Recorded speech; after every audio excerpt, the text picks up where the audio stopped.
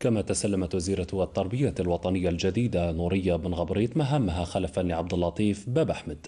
وبالمناسبة أكدت وزيرة التربية نورية بن غبريط على بذل كل الجهود من أجل التنمية النوعية للنظام التربوي وتقوية الحوار مع كامل أفراد الأسرة التربوية.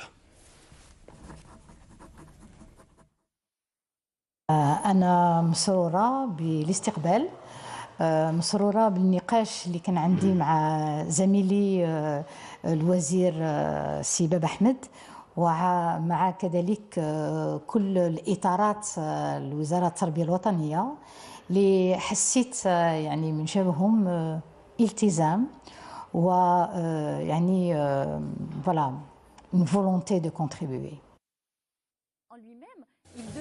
نورية بن غبريط رمعون التي درست بجامعة وهران وكرست نفسها للبحث في مجالات التعليم، الشباب والمرأة، شغلت عدة مناصب أبرزها مديرة المركز الوطني للبحث في الأنثروبولوجيا.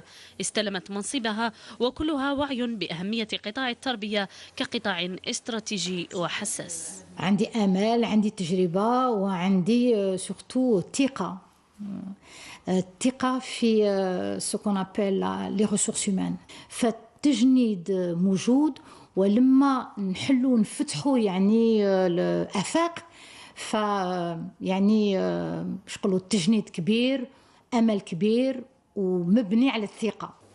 وباعتبارها متحصلة على شهادة الدكتوراه في علم الاجتماع سوسيولوجيا التربية، وشغلت عدة مناصب بينها عضو المجلس العالي للتربية وعضو اللجنة الوطنية للبرامج التربوية. وزيرة التربية الوطنية عازمة على إشراك الفاعلين من أجل النهوض بالقطاع.